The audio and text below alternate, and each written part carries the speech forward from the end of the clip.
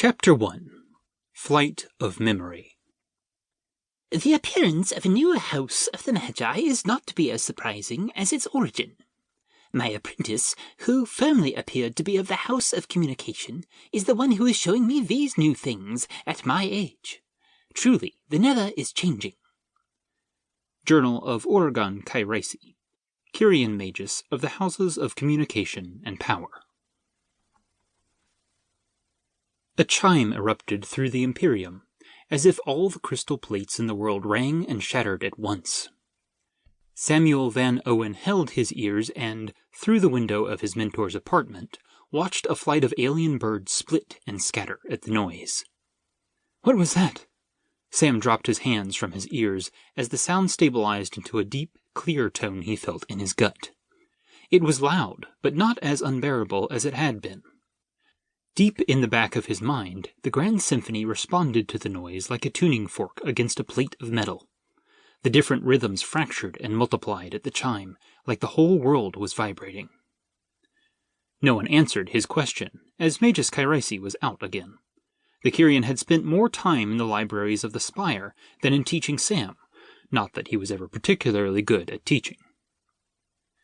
The tower of the House of Communication vibrated beneath Sam's feet as the sound lessened to a background hum. The music normally playing in its halls had ceased during the explosion of sound, but now picked up fitfully, warring with the chime's resonance.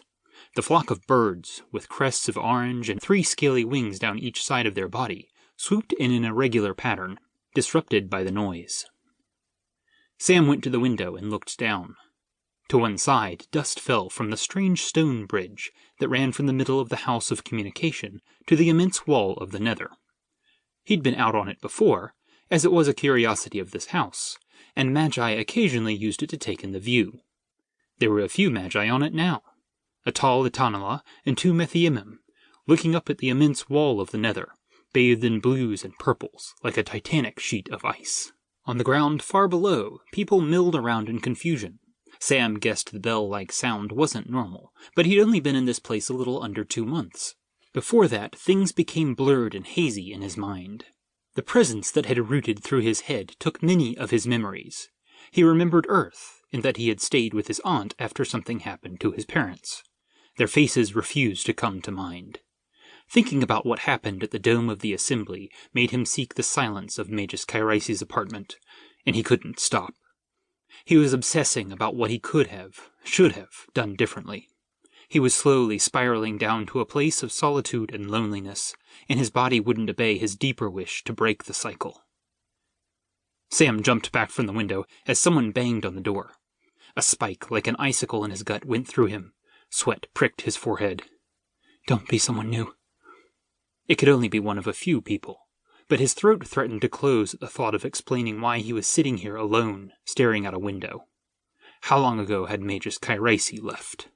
Sam put one eye to the peephole in his door, then sagged in relief. It was Enos.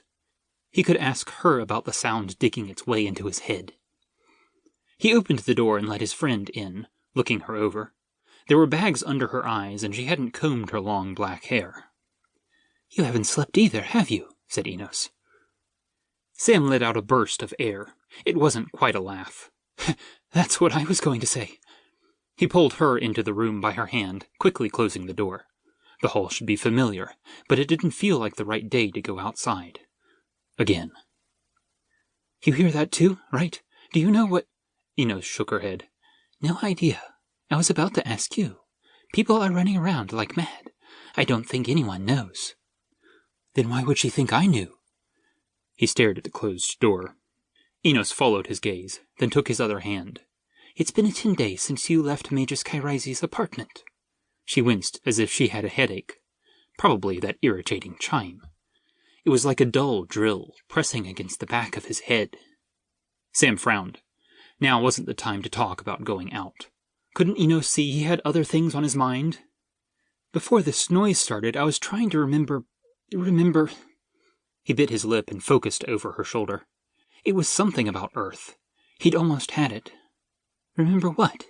Enos asked.